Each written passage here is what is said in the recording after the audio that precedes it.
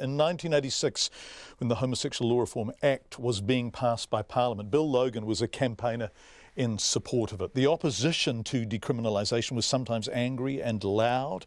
A petition opposed to decriminalisation was signed by hundreds of thousands of New Zealanders. And now, 31 years on, how does Bill Logan respond to news that men with convictions for consensual sex with other adults can have their convictions wiped?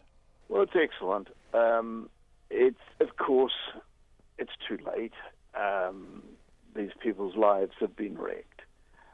But it is a small gesture that will be of some solace to some old men who really do need something to perhaps brighten a little bit the end of their days. And I think it's worth pointing out that all of these prosecutions would have taken place prior to 1986, right? So a lot of these men will be elderly now, and some of them, in fact, will have died. Oh, many of them. Most of them will have died. And how did it destroy their lives? I mean, that's a silly question, obviously, but can you describe the impact on them of a prosecution? Well, for a start, just imagine a world in which probably their parents, their employers, all the people around them thought that gayness was evil, where they sought terribly hard to keep it secret, where they were suddenly exposed, where they, to some extent, and perhaps to a large extent, bought into this idea that they were evil, where they perhaps went to jail for perhaps 3 months, where they became unemployed, where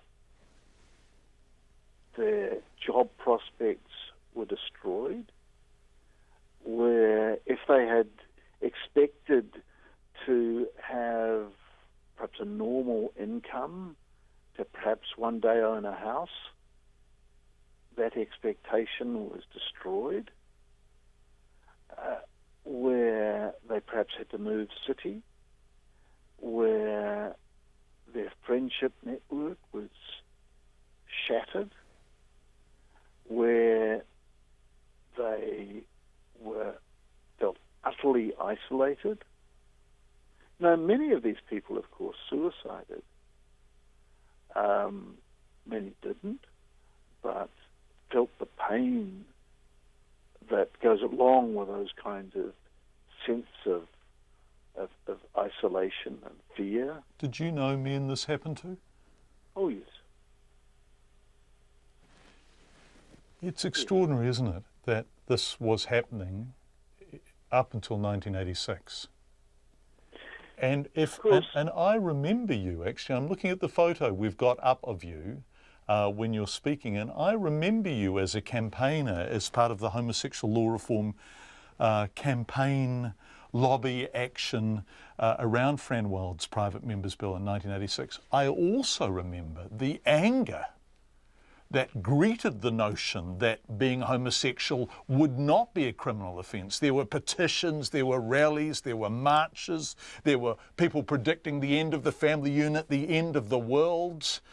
When you go back, it's a strange thing to look back on, isn't it? Yes, if it wasn't so mad and dangerous, because there was a violent element to all this too.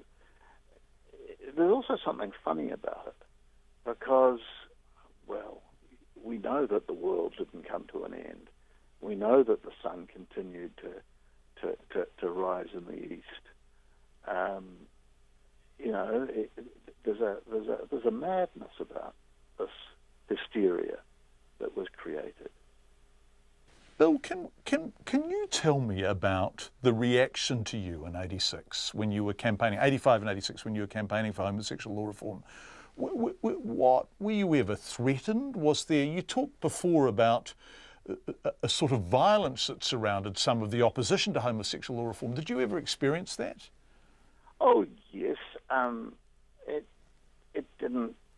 It was somehow less than that experience by other people. Partly because I had a higher profile, perhaps. But there was stuff thrown at my house, for example. The shouting in the streets, that sort of thing. What did people say? I don't know, poofta, go home, poofta, that sort of thing. But other people, there was people I knew were bashed up.